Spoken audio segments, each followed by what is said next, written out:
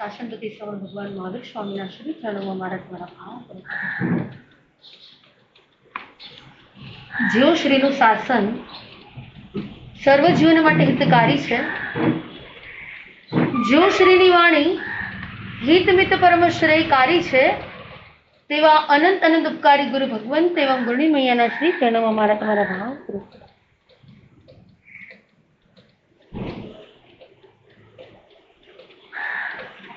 એક યુવાન જે ધર્મ સ્થાનકની અંદર બહુ ઓછો આવે, એમાં કહેવાય કે ક્યારેક ક્યારેક આવે. નગરની અંદર ચાતુર્માસ દરમિયાન સંતોનો ચાતુર્માસ પ્રવેશ થઈ ગયો. પેલા યુવાનના મનની અંદર એક પ્રશ્ન આવ્યો કે ચાલ ગુરુ ભગવંત પાસે જઈને પૂછું કે ચાતુર્માસ શા માટે, આ પ્રવચન શેના માટે? બધા લોકો કહે છે કે પ્રવચનની અંદર આવ, એ જીનવાણીનું શ્રવણ કરવા માટે આવ, પણ શા માટે? વાણિયાનો દીકરો છે ને પૂછે, પેલા સમજે કે ભાઈ શેના માટે, ફાયદો શું, મને લાભ શું, હું આવું તો મને મળે શું? અને આ યુવાન એકદમ નૂતન યુવાન છે અને સ્થાનકની અંદર ગયો. સંત બિરાજમાન હતા પાટ ઉપર અને પૂછ્યું કે તમે બધાને પ્રેરણા આપો છો કે પ્રવચનની અંદર આવો, આ ચાતુર્માસ ચાલુ થઈ ગયું છે, તમે પ્રવચનનો લાભ લો, તમે જીનવાણીનું શ્રવણ કરો, પણ આનો ફાયદો શું? જ્યાં સુધી ફાયદો ન સમજાય ને, જ્યાં સુધી એનો મિનિંગ ન ખબર પડે ને, જ્યાં સુધી એનો અર્થ ક્લિયર ન થાય ને, ત્યાં સુધી બધું વ્યર્થ છે. એટલે સંતે કીધું આ યુવાન છે, કદાચ એને બે ચાર શબ્દ વાક્ય સમજાવીશ ને તો એમ કઈ સમજશે નહીં. અત્યારે બધા લાઈફની અંદર અત્યારે યંગ જનરેશન છે ને પ્રેક્ટિકલ બહુ છે. અમને આવીને પૂછે કે પોટેટો કેમ ન ખવાય, ઓનિયન કેમ ન ખવાય, ગાર્લિક કેમ ન ખવાય, હવે ભગવાને કીધું છે ન ખવાય, એમ કઈ તો એને મગજમાં બેસે ન બેસે. એને પ્રેક્ટિકલી સમજાવવું પડે, એને સાયન્સથી પ્રૂવ કરીને આપવું પડે. અહીંયા પણ આ સંતને ખબર હતી, આ યુવાન કઈ એમ સમજશે નહીં. કે શા માટે પ્રવચન મને સમજાવો, જો મને ખબર પડશે ને તો હું આવીશ. આજે મારા મિતુલભાઈ કે મને જો ખબર પડે ને તો આવું, નતર ના આવું. કે હવે માસી તમે આવો ને પેલા કે હું આવી જાઉં, 4 મહિના ન આવું તો કે જોઈએ કે તમે. અને સંતે કીધું કે જો તારી પાછળ એક છેલ્લે ખૂણામાં એક ગંદુ બાસ્કેટ પડ્યું છે. શું છે? એક ગંદુ બાસ્કેટ પડ્યું છે. એક કામ કર, સામે આગળ થોડે છે ને 5 મિનિટ આગળ એક નદી છે, એમાં પાણી ભરીને તું લેતો આવે. શું કરી લે? પાણી ભરી લે. હવે તમે સમજો બાસ્કેટમાં પાણી ભરાય, બાસ્કેટ તો કાણા વાળું જોયું છે ને તમે, કાણા વાળું એમાં પાણી ભરાય. પેલો યુવાન કહે છે કે આ બાસ્કેટ અને બાસ્કેટની અંદર પાણી ભરવાનું, પણ એને મનની અંદર વિચાર આવ્યો કે આ સંત કહે છે આના એ ધમ્મો, આજ્ઞા એ ધર્મ છે. ગુરુની આજ્ઞા, એ સંતોની આજ્ઞા, એ પરમાત્માની આજ્ઞા, એ જ ખરેખર શું છે? એ જ ધર્મ છે. એટલે યુવાનને નક્કી કર્યું કે ગુરુએ કંઈક કીધું છે ને તો એની પાછળ કંઈક તથ્ય હશે, ગુરુએ કીધું છે ને એની પાછળ કંઈક ને કંઈક તો રહસ્ય હશે. અને આ ભાઈ એ બાસ્કેટ લઈ અને નદી કિનારે ગયા. આ તો હારો છોકરો ગયો ને ઘરે ઘરે જઈને પાછા આવે, કોને ખબર હે? ના તો યુવાન ગયો નદી કિનારે અને બાસ્કેટ અંદર પાણીમાં નાખ્યું, ફરી પાછું ઊંચું કર્યું અને પાણી આવે. 1 વાર, 2 વાર, 3 વાર, 4 વાર, 8 વાર, 10 વાર, 25 વખત એને અંદર નાખ્યું અને ફરી પાછું બહાર કાઢ્યું અને ફરી પાછું એમને એમ આવ્યો આ શિષ્ય. અને ગુરુને આવીને કહે છે યુવાન ભાઈ પાણી તો અંદર કઈ આવ્યું નહીં. ગુરુ તે સાઈડમાં રાખી દે. એટલે યુવાન કે બધું બરાબર, પણ મારા પ્રશ્નનો હજુ કઈ જવાબ મળ્યો? આમાં જવાબ નથી મળ્યો. મને મારા પ્રશ્નનો જવાબ મળ્યો નથી. અને આ બાજુ ગુરુ કહે છે કે જયારે તું બાસ્કેટ લઈ ગયો તો અને અત્યારે લાવ્યો, એમાં કઈ ફરક લાગ્યો નથી. શું થઈ ગયું?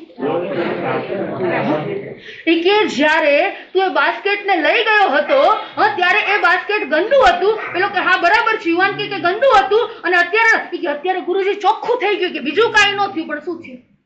બસ આ પ્રવચનનો સાર છે ને એ હૃદયને ચોખ્ખો કરવા માટેનો છે. બીજું કઈ થાય કે ન થાય, પણ હૃદયને શું કરવાનું છે? હું તમને એમ કહું કે જીનવાણીનું શ્રવણ કર્યું અને અંદર કદાચ એ પાણી ભરાય કે ન ભરાય, એ અંદર વાણી આવે કે ન આવે, પણ ચોખ્ખું થાય કે ન થાય? સાચું કહેજો. એ બાસ્કેટ લઈ ગયો, ગંદુ હતું, અને એને પાણીમાં 1 વાર 2 વાર 25 વખત એને નાખ્યું અને ફરી પાછું લાવ્યા. એમાં પાણી તો ન આવ્યું, પણ ચોખ્ખું થયું કે નથી? બસ આ પ્રવચનનો સાર છે ને એટલો જ છે. તો વિચાર કરો કે અત્યાર સુધી કેટલા પ્રવચનો સાંભળ્યા? કેટલા મામા, કેટલા સાંભળ્યા? અને હું તમને એમ કહું, 1-2 પ્રવચન મને સંભળાવો જોઈએ. કદાચ મેં નહીં દીધા હોય ને એનાથી વધારે તમે સાંભળ્યા છો જ્યોતિબેન, સાચું કે ખોટું? મેં નહીં આપ્યા હોય ને એનાથી વધારે તમે સાંભળ્યા જ. આઈ એમ રાઈટ યા રોંગ? રાઈટ. આટલા બધા સાંભળ્યા છે અને પછી કહેવામાં આવે કે ભાઈ એકાદું પ્રવચન, આપણે ચાતુર્માસના અંતે શૈલેષભાઈ 1 વાર પ્રવચન તમારા બધાનું રાખવાનું છે. 4 મહિને 120 દિવસ અમે દઈએ, પછી 1 વાર તો તમારું હોય કે નહીં? જે આપીએ કે એ તો બરાબર, અમારા રેગ્યુલર પૈસા મિતુલભાઈ જેવા આપે ને તો એમ થાય ના ના કઈક ચાતુર્માસ બરાબર છે. ના ના ના ના, આવવાનું બંધ થાય એવું નહીં. અરે રસ્તામાં છે ને, સાંભળો, એ નો આવે તો બધા પૂછવાનું કેમ નથી આવ્યા, એટલે આવશે બીજે દી.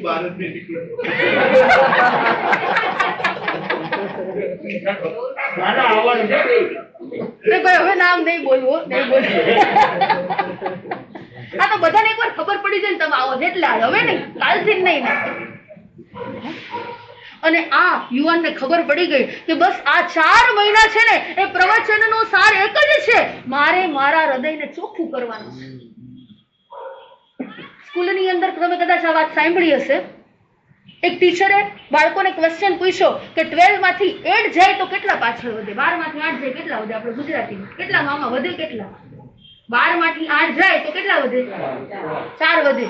બધાએ કીધું 4 વધે. ને ખેડૂતનો છોકરો હતો ને ઉભો થયો, એ કે સાહેબ કે હું જવાબ આપું સાચું? એ કે કહું, જો 12 માંથી 4 જાય ને પાછળ કાંઈ ન વધે. એ કે કેવી રીતે? એ કે 12 મહિનામાંથી એ 4 મહિના એ ચોમાસાના એ ચાતુર્માસના, અને જો 4 મહિના વયા જાય ને તો પાછળ 0 કાંઈ ન બચે. એ કે અમારા 4 જ મહિના કમાવાના છે, એ 4 જ મહિના અમારે ખેતી કરવાના છે, એ 4 જ મહિના એ બીજની વાવણીમાંથી અમને ફળ મળવાનું છે. એટલે જો 4 મહિના જાય ને તો 4 જ મહિના, જો તો 12 મહિનામાંથી છે ને તમે વિચાર કરો, એ ચાતુર્માસ આવે, એ પર્યુષણ આવે, અને તમને જો તપના ભાવ જાગે. 12 મહિનામાંથી ભગવાને કેવા પર્યુષણમાં આ 4 જ મહિના અમને કદાચ શેતકાળમાં 4 મહિના ઉનાળામાં રોકાવા મળે કે ન મળે? મળે ના? થોડો પડે. કદાચ ત્યારે રાખ્યા હોત તો, પણ ત્યારે ભાવ જાગે? ત્યારે ભાવ ન જાગે. જો તપના ભાવ ક્યારે જાગે, ત્યાગના ભાવ ક્યારે જાગે, એ જીવવાણીનું શ્રવણ કરવાના ભાવ ક્યારે જાગે? તો જો આમ રેગ્યુલર આવતા હોય કે ન આવતા હોય, પણ 4 મહિના તો જવું જ છે. એ 4 મહિના તો ચોવિયાર કરવો જ છે મારે. એ 4 મહિના તો આરાધના કરવી જ છે. એ 4 મહિના તો અમારે સામાયિક કરવી જ છે. તમે વિચાર કરો કે આ 4 મહિના કેટલા ઇમ્પોર્ટન્સ છે. જોજો, જમીનમાં ઉનાળાની અંદર બીજ વવાય, તમે પગ મારો ને તો છે ને આમ રેતી ઉનાળામાં હલે નહીં. પણ જોજો આ 4 મહિનાની અંદર વરસાદ આવે ને એટલે જમીન છે ને પોચી થઈ જાય. કેવી થઈ જાય? જમીન એકદમ પોચી થઈ જાય. આમ તમે હાથેથી ખાલી આમ આમ કરો ને રેતીને થોડી, એ માટીને આમ કરો ને અને ઉપર આવી જાય, અને ઉનાળામાં ગમે એટલું આમ કરો થાય? યાદ રાખજો, આ 4 મહિના આ પરમાત્માની વાણી એ આપણા હૃદયે જાય ને એટલે હૃદય છે ને એ પોચું થઈ જાય. કેવું થઈ જાય? હૃદય છે ને એ પોચું થઈ જાય. આ હૃદય છે ને એ સરળ થઈ જાય. આ હૃદય છે ને એ કેવું થઈ જાય? ચોખ્ખું થઈ જાય. વાય ચાતુર્માસ. આજનો આપણો સબ્જેક્ટ એક જ છે કે ચોમાસું શા માટે. જો તો આપણે અહીંયા અધિકાર ચાલુ કર્યા પહેલા વાત એ જ કરવાની. અધિકાર તો આપણે પાછળથી ચાલુ થશે, પણ એની પહેલા ચાતુર્માસની અંદર એ ચોમાસાની અંદર એ બીજની વાવણી પૂર્વે એ ખેડૂત શું કામ કરે? ખેતરને સાફ કરે, અને સાફ કર્યા પછી એ બીજનું વાવેતર કરે, એને ખેડે. એ ખેતી કરવા માટે થઈને આખી જમીનને સાફ કરે, ત્યાર પછી ખેડે, પછી એક એક બીજને. જેમ વરસાદ આવે અને જમીન પોચી થાય અને એની અંદર બીજની વાવણી થઈ શકે, એમ યાદ રાખજો આ 4 મહિના આ વરસાદની જેમ એ ગુરુની વાણી એ હૃદયની અંદર પહોંચે ને શું થાય? એ પરમાત્માના વચનોની એક એક બીજની વાવણી થાય, એક એક વચનો હૃદયસ્થ થાય. એ પરમાત્માની જીનવાણીનું શ્રવણ કરતા કરતા કેટલાય આત્માના શું થઈ જાય? કષાયો ઓછા થઈ જાય. કેટલાય જીવાત્મા એ સરળ બની જાય. કેટલાય જીવાત્મા પાપથી પાછા ફરી જાય. વાય ચાતુર્માસ એક જ વાત છે કે ચાતુર્માસ કેમ, તમે મને કયો તમારી પાસેથી. મારી પાસે 4 પોઈન્ટ છે કે વાય ચાતુર્માસ ચોમાસું કેમ. આ 12 મહિનામાંથી શિયાળામાં 4 મહિના કદાચ ચોમાસાને રાખ્યા હોય તો આપણે થાય. ઠંડી કેવી સારી, વરસાદ તો કઈ નડે. વિચારો, વાય ચાતુર્માસ ચોમાસું કેમ આટલા વર્ષોથી કરીએ છીએ. આ ગુરુ પરંપરાથી ચાલ્યું આવે છે. અરે ભગવાન મહાવીર સ્વામીએ એમને પણ કેટલા ચાતુર્માસ કર્યા હતા, કેટલા ચોમાસા કર્યા ખબર છે કોઈ? 42 ચાતુર્માસ. વિચાર કરો કે ભગવાન મહાવીર સ્વામીએ પણ એ સમયની અંદર 4 મહિના એક સ્થાનની અંદર એ 4 મહિના સમોસરણની દેવો સ્થાપના કરે અને 4 મહિના અત્યારે જેવું વાતાવરણ છે ને એનાથી પણ અધિક ઘણું વાતાવરણ એ પરમાત્માના સમયની અંદર એ 4 મહિના ચાતુર્માસના લોકો લાભ લેતા હશે. અને અત્યારે પણ એ જ પરંપરાને અનુસરીને આજે પણ એ જ ચાતુર્માસ. પણ ચાતુર્માસ શા માટે વાય? મારે તમને એટલું જ કેવું છે કે તમારાથી આ ચાતુર્માસ તપ ન થાય ને તો કાંઈ વાંધો નહીં. કદાચ 24 ન થાય ને તો પણ કાંઈ, એટલે નથી કરવાનું એવું નથી. ધ્યાન રાખજો, કદાચ કોકનાથી ન થાય કે માસખમણ ન થાય તો વાંધો નહીં, 28 ન થાય તો કઈ વાંધો નહીં, કદાચ સામાયિક ન થાય ને તમારાથી તો કોઈ વાંધો નહીં, પ્રતિક્રમણ ન થાય તો પણ વાંધો નહીં. પણ હું તમને એટલું જ કહું છું કે પ્રવચન ન ચૂકાય એટલું ધ્યાન રાખજો. જે પ્રવચન ચૂક્યા ને બધું ચૂક્યા. પ્રવચન મેઇન સાર છે, યાદ રાખજો. પ્રવચનથી કેટલાય જીવોનું પરિવર્તન થઈ જાય છે. મેં કીધું ને કે પ્રવચન એક જ કામ કરે, જે ચોખ્ખું થઈ જાય, જે આત્માને ચોખ્ખો કરે, જે આત્માને ક્લિયર કરે. એટલે 4 મહિના બીજું કઈ થાય કે ન થાય પણ મારે પ્રવચન છોડવું નથી. મારે પ્રવચન નથી છોડવું.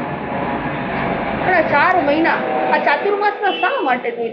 પ્રભુ મહાવીર બતાવી ગયા, આચાર્ય ભગવંતો બતાવી ગયા. આ સાધુની પરંપરા આટલા વર્ષોથી ચાલી આવે છે. અને આ 4 મહિના પહેલા જ નંબરની અંદર ફોર લર્નિંગ ચાતુર્માસ.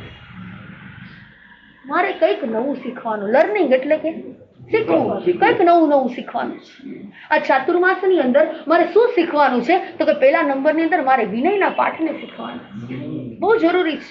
ઉત્તરાધ્યાન સૂત્રની અંદર પણ એ અંતિમ દેશનાની અંદર પણ પ્રભુ વીર ફરમાવી રહ્યા છે. પહેલું જ અધ્યાય કયું છે? વિનય.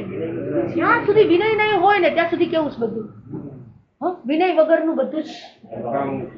હું તમને પૂછું કે તમે સ્નાન કરી અને બહાર નીકળ્યા અને સામે 5 કરોડના અલંકાર પડ્યા છે અને એક બાજુ વસ્ત્ર પડ્યા છે, કિંમત શેની વધારે? એમ નહીં, મૂલ્યથી કહું છું.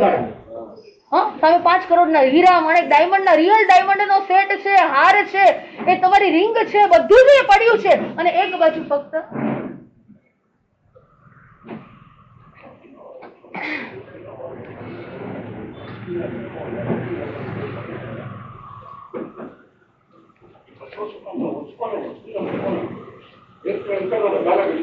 એક બાજુ મેં શું કીધું છે? વસ્ત્ર છે. તમે સ્નાન કરીને બહાર નીકળ્યા, એક બાજુ વસ્ત્ર છે ને બીજી બાજુ અલંકારો છે. આ બંનેમાંથી આમ ખરેખર જોવા જાવ તો કિંમત કોની વધારે? એટલે રિયલ પૈસાથી ગણવા જઈએ અલંકારોની કિંમત. હવે ખાલી એકલા અલંકાર પહેરી બહાર નીકળે? નીકળાય કે ન નીકળાય? નીકળાય કે ન નીકળાય? તમે કદાચ અલંકાર ન પહેરો તો ચાલે પણ વસ્ત્ર પહેરવા પડે. યાદ રાખજો, આ જૈન દર્શન પ્રભુ વીર કહી રહ્યા છે કે આ વસ્ત્ર સમાન એ વિનય રહેલું છે. જો વિનય નહીં હોય ને તો નહીં ચાલે, બાકી બધું કદાચ ન હોય ને તો ચાલે. જો વિનય ન હોય ને તો ન ચાલે. કદાચ તપ ન હોય તો ચાલી શકે, હજુ કદાચ ત્યાગ ન થાય તો હજુ ચાલશે, હજુ કદાચ આપણે ચારિત્રના ઘરની અંદર ન આવી શકીએ તો ચાલશે. પણ આ વિનય છે ને એ મૂળ છે, વિનય છે ને એ બીજ છે. જો જીવનની અંદર વિનય અને વિવેક નહીં હોય ને બધું શું છે? Four learning. બસ શીખવાનું છે. મારે વિનયના પાઠને શીખવાના, મારે કસાઈ કેમ ઓછા થાય મારે એ પાઠોને શીખવાના છે. મારાથી ક્રોધ કેમ ઓછો થાય, મારાથી લોભ કેમ ઓછો થાય, મારી વૃત્તિ અને પ્રવૃત્તિ કેમ બદલાય. બસ આ એક શું કરવાનું છે? આ 4 મહિના ફોર લર્નિંગ.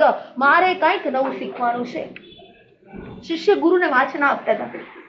વૈરાગ્ય શતક, કદાચ તમે નામ સાંભળ્યું હોય. વૈરાગ્ય શતકની 100 ગાથા છે. કેટલી ગાથા? 100 ગાથા. 1 ગાથા, 2 ગાથા, 3 ગાથા, 4 ગાથા, 100 ગાથા સુધી એ બધા જ શિષ્યોને એ ગુરુએ સમજાવ્યું. અને જેવું વૈરાગ્ય શતક પૂરું થયું, અંતિમ દિવસે 1 મહિના સુધી ચાલ્યું અને ત્યાર પછી છેલ્લે અંતમાં ગુરુએ પૂછ્યું કે તમને બધાને બધું સમજાઈ ગયું? અન્ડરસ્ટેન્ડ? અને બધા શિષ્ય કીધું હા અમને બધું સમજાઈ ગયું, હા અમને બધું આવડી ગયું. ગુરુએ કીધું કાલથી ફરીથી વૈરાગ્ય સતત. શિષ્યએ કીધું કે ભાઈ એક વખત તો વૈરાગ્ય શતક તમે અમને સમજાવી દીધું, એક એક ગાથાનું તમે બધું જ અર્થ સમજાવ્યો, ભાવાર્થ સમજાવ્યો, તમે અમને ડીપમાં સમજાવ્યું, તમે કેટલા એક્ઝામ્પલ અમને બધું સમજાય. કે નહીં કાલ ફરીથી કે વૈરાગ્ય શતક, ફરી પાછું 1 દિવસ 2 દિવસ 3 દિવસ 1.5 મહિનો ફરી પાછો વૈરાગ્ય શતક. ફરી પાછું છેલ્લા દિવસે પૂછ્યું તો અન્ડરસ્ટેન્ડ બધાને બધું સમજાઈ ગયું. અને બધાએ કીધું હા ગુરુદેવ એક વાર હવે બીજી વાર હવે તો સમજાય. એ કાલથી ફરીથી વૈરાગ્ય શતક. હું તમને પૂછું પ્રવચન સમજાય છે કે નહીં? તો ફરીથી પાછું આપણે અડધો કલાક હજુ આના. એટલે શિષ્ય વિચાર કરે કે ગુરુદેવ તમે એક વાર સમજાવ્યું, 2 વખત સમજાવ્યું, અને એ સમયે ગુરુએ કીધું કે મેં તમને જે સમજાવ્યું અને એમાંથી જો તમારી જિજ્ઞાસા ન જાગે, એમાંથી જો તમને પ્રશ્ન ન જાગે, ઇટ મીન્સ શું? હું તમને પૂછું કે અમે 4 મહિના અહીંયા રહેવાના છીએ, અમે તમને જે બધું સમજાવીએ એ સમજાઈ જાય, તમે અહીંયાથી લઈને ગયા અને લઈને ગયા પછી જો એકેય પ્રશ્ન ન થાય તો શું માનવાનું? બધું સમજાઈ ગયું. ક્યારેક તમને એમ થાય કે તમે બધા ગણધર ભગવાન તમારા સામે બેઠા છો. કારણ કે જયારે પણ ભગવાન દેશના આપે ને, જયારે પણ પરમાત્મા દેશના આપે ને, ત્યારે ગણધર ભગવાન તો એને ઝીલી લે, અને ઝીલે પછી ગૂંથે એટલે નોટપેન લઈને બેઠા હોય. શું હોય? એને કાંઈ જરૂર ન હોય. અરે કેટલું બધું એની પાસે જ્ઞાન છે. અને જેવું પરમાત્મા ફરમાવે અને આ બાજુ સામે બેઠેલા એ ગણધર ભગવાન તો એક એક વચનો, એક એક ગાથા, એક એક વસ્તુને ઝીલે. એ શું આ બધી ગાથાને ભગવાન બોલ્યા હશે? આ ઉત્તરાધ્યાય સૂત્ર આખું બોલ્યા હશે? હું તમને પૂછું 10 વૈકાલિક સૂત્ર એ કદાચ આપણે વિચાર કરીએ કે આચારાંગ સૂત્ર, એ સ્વેગડાંગ સૂત્ર, એ ભગવાને બધું આટલું બધું બોલ્યા હશે? ભગવાન માત્ર 3 જ શબ્દ બોલ્યા હતા, યાદ રાખજો. ફક્ત 3 જ શબ્દ બોલ્યા હતા, ઉપનેવા, વિઘ્નેવા અને ધ્રુવેવા. આ 3 શબ્દો એ ગણધર ભગવંતના કાનની અંદર પડે અને આખી જ દ્વાદશાંગીની રચના થઈ જાય. વિચાર કરો, મને એમ થાય તમે ગણધર ભગવંત જ છો, કારણ કે તમે કઈ લખો બકો નહીં, બધું જ મગજમાં તમને ઉતરી જાય. વિચાર કરો, ફોર લર્નિંગ, આ ચાતુર્માસની અંદર મારે કંઈક નવું શીખવું છે તો જ છે. આટલા ચાતુર્માસો ગયા, આટલા સાધુ સંતો આવ્યા, આટલા સાધુ સંતોનો લાભ લીધો, એ ગોચરી પાણી વોરાવ્યા, એ જ્ઞાન મેળવ્યું, એ લીધા પછી મને શું શીખવા મળ્યું? મારા જીવનની અંદર શું પરિવર્તન? મારા કશાયો પાતળા થયા છે કે નથી થયા? હજુ કદાચ મને 2 કોઈ શબ્દો કહી જાય તો મને દુઃખ લાગે છે કે નથી લાગતું? બસ આ જ શીખવાનું, આ જ પાઠ છે. અને જ્ઞાન છે ને, યાદ રાખજો, ધર્મની અંદર જ્ઞાન એ સૌથી મોટું મૂળિયું છે. જ્ઞાન વગરનો કરેલો ધર્મ પણ કેવો છે? તો જ્ઞાન જ ન હોય, જો વિનય જ ન હોય, તો શું કરવાનું? પડમમ નાણમ તવો દયા. શું કીધું? પડમમ નાનમ તવો દયા. પહેલા જ નંબરની અંદર તમને જ્ઞાન હોય તો તમે દયા પાડી શકો. તો ખબર જ ન હોય તો કેમ થાય? અમે રસ્તામાં વિહાર કરતા કરતા જતા હોય, જૈનોને ખબર હોય કે પગે લગાય, જૈનોને ખ્યાલ હોય કે સાધુ સંતોને મથ્યનમ વંદામી કહેવાય, એ જૈનોને ખબર હોય કે સાધુ સંતોને પૂછાય કે તમે ગોચરી લેવા માટે નીકળ્યા છો, મારું અહીંયા ઘર છે. પણ જે અજૈન છે એને શું ખબર પડે? અને ઘણા જૈનો રીતે આમ નામ જતા હોય, ખબર ન પડે પાછું. હવે વિહાર કરતા કરતા એકવાર શંખેશ્વર બાજુ જતા શૈલેષભાઈ, અને અમને કોકે કીધું કે રસ્તો છે ને એક શોર્ટકટ ગલી છે. કેવી છે ગલી?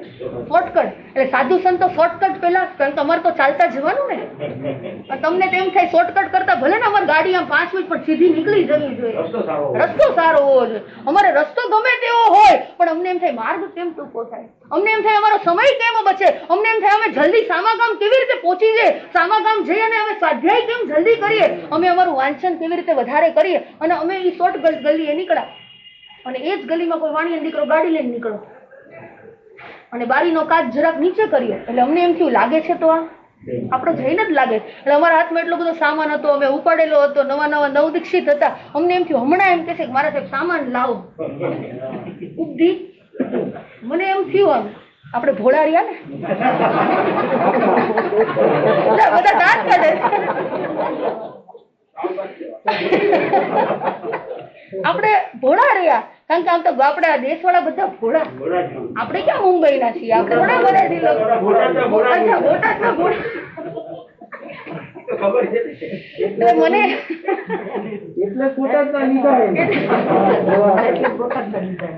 એટલે મને એમ થયું કે હમણાં ભાઈ એમ કે છે કે મારા સાહેબ આટલી બધી ઉપધી તમે ઉપાડેલી છે, આટલો બધો સામાન છે, લાવો હું પણ શંખેશ્વર બાજુ જાઉં છું, તમારે ક્યાં સામાન? અને એ બધું કહેવાનું તમે ભૂલી જાઓ.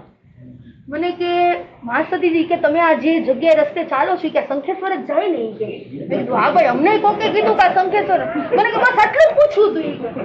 કાચ ઉપર કરીને મારો બેટો વાણિયાનો દીકરો ભાગ્યો, એ સીધો અમને પાછળ રાખીને નીકળી. મને ક્યાં ગૂગલ ખોટું બતાવે કે પણ ગુરુ ખોટું ન બતાવે. કે ગૂગલ ચાલુ છે પણ આમાં રસ્તો દેખાડતો નથી, પણ ગુરુ આગળ હાલે છે ને એટલે અમને ખબર પડી કે આ લાગે છે કે શંખેશ્વર બાજુ જ. આપણા જીવનની અંદર વિનય ક્યાં છે? વિચાર કરો કે સાધુ સંતો જ્યારે મળે, એ સાધુ ભગવંતો જ્યારે મારા સ્થાનકની અંદર આવે, મારા ઉપાશ્રયની અંદર આવે, ત્યારે મારો પહેલો ધર્મ કયો છે? માસી આજે પ્રવચન આપશો? આપણે શું પૂછીએ આવી રીતે? મામા શું કહો તમે આજે વ્યાખ્યાન આપશો? પણ પેલા પૂછીએ ભાઈ તમને બિહારની શાતા છે, ગોચરી પાણી મળ્યા કે ન મળ્યા? પેલા પાટે પધારો. અરે પાટે પછી પણ તમે આહાર પાણીને ગ્રહણ કર્યા કે નથી કર્યા? આપણો વેલા નંબરની અંદર વિનય ધર્મ, આપણો વિનય શું છે? એક શ્રાવક અને શ્રાવિકાની ફરજ શું છે? Four learning. આ ચાતુર્માસનું એક જ કામ છે, મારે વિનય ધર્મને શીખવાનો છે, મારે વિવેક ધર્મને શીખવાનો છે, મારે મૂળને પકડવાનું છે. એ પ્રવચન પછી જો એ ગુરુની શાતા છે ને એ પેલા નંબરની અંદર. ઘણા સ્થાનકની અંદર ઉપાશ્રયમાં જે માસરી ક્યાંથી આવ્યા, ક્યાં જવાના છો, કેટલા દિવસ રોકાવાના છો, કયા સંપ્રદાયના છો, શું નામ છે તમારું, આવ્યા ક્યારે જવાના છો, તમારું નામ શું, પ્રવચન આપશો? પણ ભાઈ ગોચરી પાણીનું તો પૂછ નહીં. સમજાય?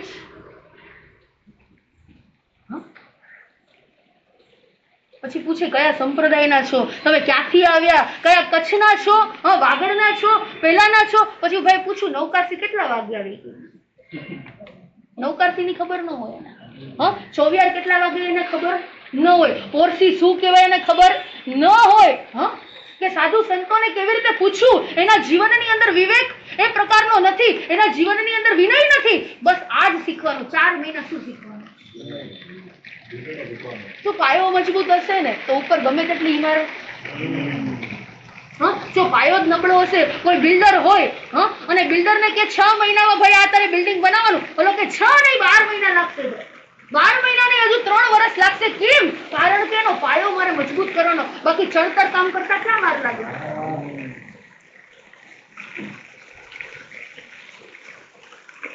જેટલા તમે ધર્મની અંદર ઇન્વોલ્વ થશો ને, જેટલા તમે પ્રવચનની અંદર ઇન્વોલ્વ થશે ને, એટલું જ રિઝલ્ટ તમને બેસ્ટ મળશે.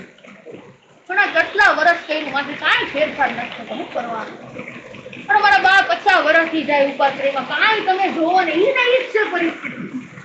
કાંઈ બદલાણું નહીં. કે આ બાજુ મારો ભાઈ કે 25 વર્ષથી જાય પણ માથે ઈ ને ઈ, એમાં કાંઈ પરિવર્તન. જેટલું ઇન્વોલ્વ થશો ને એટલું રિઝલ્ટ મળશે. હું તમને પૂછ્યું કે સ્ટાન્ડર્ડ તમારું અપ થયું છે ધર્મ કર્યા પછી કે ડાઉન થયું છે? સ્ટાન્ડર્ડ અપ થવું છે કે ડાઉન થવું છે? હું તમને પૂછું કે પ્લે ગ્રુપમાં બાળક હોય અને પ્લે ગ્રુપમાંથી એ પછી ક્યાં શેમાં ઉપર આવે? જુનિયર કેજી, સિનિયર કેજી, પછી ફર્સ્ટ, પછી સેકન્ડ. વિચાર કરો કે 12 મહિનામાંથી એ કદાચ 8 કે 9 મહિના બાળક સ્ટડી કરે અને એનું સ્ટાન્ડર્ડ, એનું લેવલ ઉપર થાય કે ન થાય? એને ખબર હોય ને, વિશ્વાસ હોય કે 8 મહિના મેં જે સ્ટડી કર્યું છે ને, આ 9 મહિના જે બરાબર મેં ક્લાસ એટેન્ડ કર્યા છે ને, એ રિઝલ્ટ એટલે કે જ્યારે હું એક્ઝામ આપીશ ને ત્યારે 100% હોય પાસ થઈ જાય. તો તમે વિચાર કરો, આટલા વર્ષોથી ધર્મ આરાધના, 1 વર્ષ, 2 વર્ષ, 3 વર્ષ, 5, 10, 15, 20 વર્ષથી હું કરું છું, પણ મારું સ્ટાન્ડર્ડ અપ થયું છે કે ડાઉન થયું? સ્ટાન્ડર્ડ અપ ન થાય ને ધર્મ નથી. મારું લેવલ ઉપર ન જાય ને તો કોઈ મિનિંગ જ નથી. તમારું બાળક સેકન્ડ સ્ટાન્ડર્ડમાં હોય અને 5 વર્ષથી સેકન્ડમાં હોય તો તમે શું કરો? ભાઈ હવે રહેવા દો. પેલાના વખતમાં આપણે શું હતું મામા, કે 10મા ધોરણમાં 1 વાર ટ્રાય આપી, બીજી વાર આપી, ત્રીજી વાર કહું છો થી કે હવે બાપા એમ કે દુકાન બેસી જાય હવે ભાઈ આમાં કઈ લાગતું નથી તું બહુ વધારે કઈ આગળ તમારું સ્ટાન્ડર્ડ અપ ન થાય તો એ બાળકને સ્કૂલમાંથી પણ એ ઘરે બેસાડી દેવામાં આવે છે. હું તમને પૂછું, આટલા વર્ષોથી આરાધના કરીએ છીએ, આપણું લેવલ, આપણું જો સ્ટાન્ડર્ડ ઉપર ન જાય તો આ જીણ શાસન છે ને લજવાય. આ શાસનની હિલના થાય છે તો હજુ પરિવર્તન ન આવ્યું. આજનું યંગ જનરેશન એ કેમ ધર્મ આરાધના ઓછી કરે છે, કેમ ધર્મ સ્થાનકની અંદર ઓછા આવે છે, એ કેમ ઉપાસનીથી થોડા ડરે છે, એ સાધુ સંતોથી દૂર રહે છે? એનું મુખ્ય કારણ જે રેગ્યુલર આવનારા જે પણ મારા પેસેન્જર છે, રોજ આવે બધા, જો એનામાં પરિવર્તન નથી દેખાતું ને, જો એનામાં કોઈ અપગ્રેડ નથી લાગતું ને, તમારો સેલફોન પણ છે ને અમુક ટાઈમે શું એને અપડેટ માંગે છે કે નથી માંગતું?